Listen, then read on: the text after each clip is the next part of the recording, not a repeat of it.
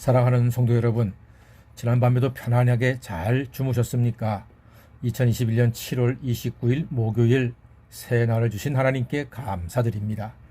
오늘도 하나님의 은혜 가운데 하루 종일 너무나 더운 날이지만 안전하시고 평안하시기를 간절히 소망합니다. 일본에서 올림픽 승리의 소식이 시원하게 날아와서 더위를 날려주면 참 좋겠습니다. 백신 맞는 분들은 안전하시기를 간절히 소망합니다. 마스크 잘하고 손 잘 씻어 건강을 지켜내시는 귀한 성도가 되시기를 바랍니다.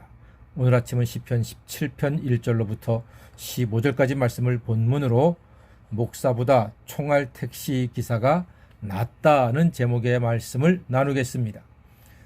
오늘 시편 17편은 의롭게 살려는 사람들이 악인은 이 판치는 세상에서 하나님께 기도하여 하나님의 공의가 실현되기를 호소하는 시편입니다. 하나님이 기뻐하시며 응답하시는 기도는 어떤 기도일까? 예, 하나님이 응답하시는 기도의 조건을 말하는 거죠. 먼저 거짓 없는 기도를 하나님이 응답하십니다. 1절 보니까 여호와여 의의 호소를 들으소서 나의 울부짖음에 주의하소서 거짓되지 아니한 입술에서 나오는 나의 기도의 귀를 기울이소서 간구합니다. 거짓 없는 기도, 이 기도를 들으시고 주의하시고 귀를 기울이시고 살펴주시옵소서 간구합니다. 하나님께 어두운 현실을 이야기하지요. 세상의 어두운 현실은 사람의 손에 있지 않습니다.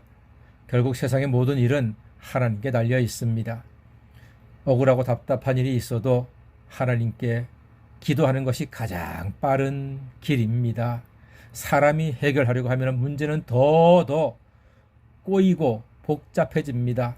사랑하는 여러분, 억울해도 하나님께 기도하십시오. 하나님께 맡기십시오. 하나님께 의뢰할 때, 하나님이 역사하실 때 문제가 가장 빨리 풀리게 되어 있습니다.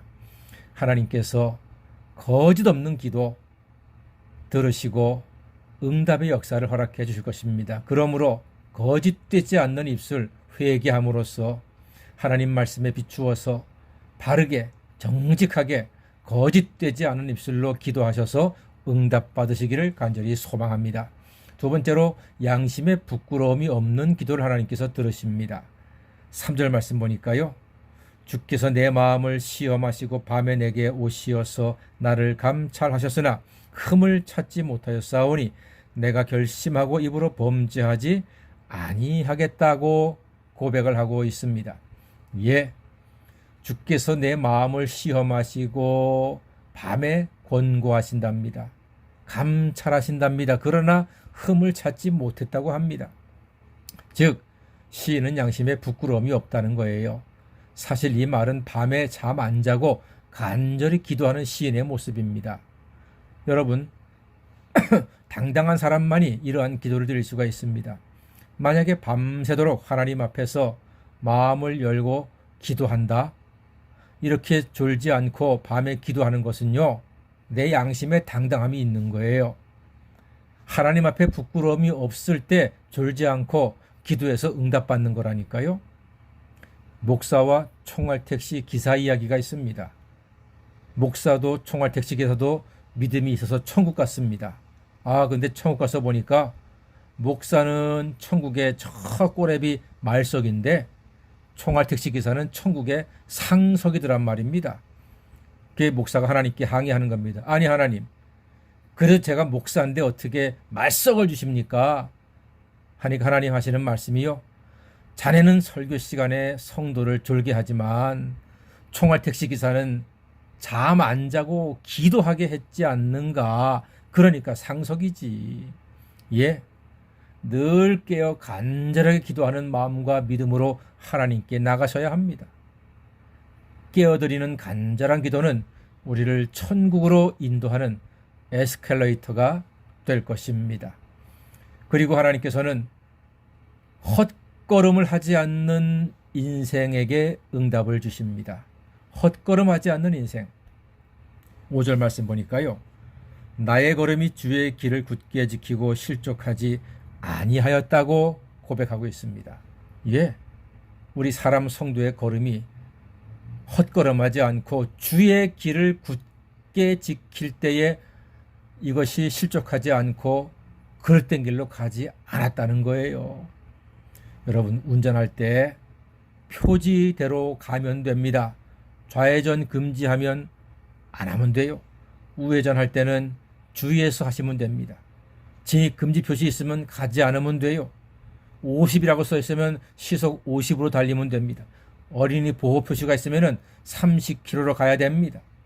이 표시대로 가면은 안전하고 벌금도 안 내고 목적지에 편안하게 도착할 수가 있습니다. 사랑하는 여러분, 우리 인생길은 언제나 처음 길입니다. 매일매일이 새로운 길입니다. 헛걸음하지 않는 인생은요, 주님을 따르는 것밖에 없습니다. 예수님의 말씀을 이정표로 삼아서 그 말씀에 지시한 대로, 표시한 대로 순종함으로써 응답받으시고 하나님께서 예비하신 아름다운 것들로 풍성히 체험받으시는 복된 성도가 되시기를 간절히 소망합니다. 여러분, 그런데 우리가 기도할 때 한 가지 꼭 기억해야 할 것이 있습니다. 중언부언하지 말라고 하셨습니다. 우리 예수님께서 이걸 정말로 강조하셨습니다. 중언부언하지 말라.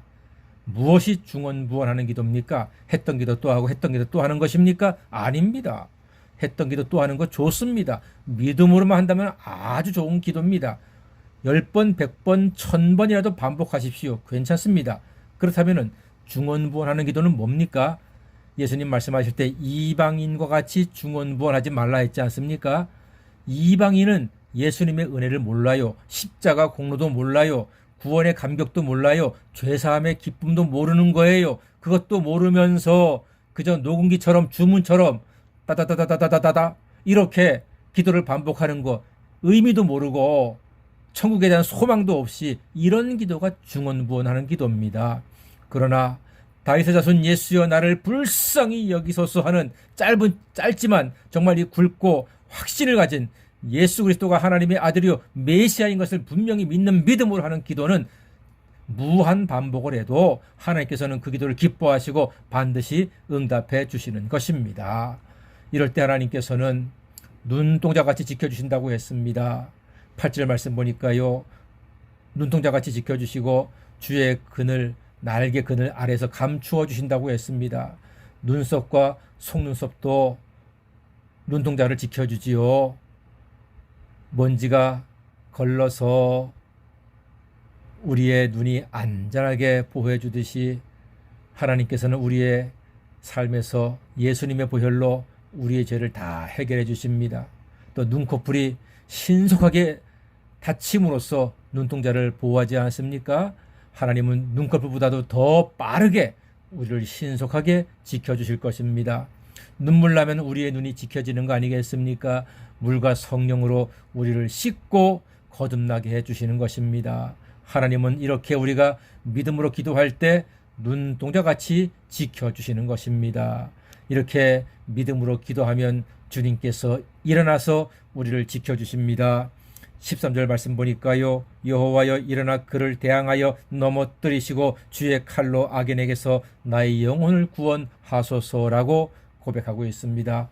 예, 여러분, 주가 일어나시면 천지는 떨게 되어 있습니다. 우리가 사는 세상은 고난의 현실이고 종종 악인이 승리하는 것처럼 보일 수도 있습니다. 그러나 우리가 참마음과 믿음으로 기도할 때 하나님께서 눈동자처럼 보호하시고 날개 아래 품어주심으로써 늘 주의 은혜와 주님의 형상으로 만족하는 성도, 기도 응답의 기쁨을 누리는 천국에 합당한 사람으로 살아가시는 모든 교우가 되시기를 주의 이름으로 간절히 축원합니다. 아멘. 기도하겠습니다.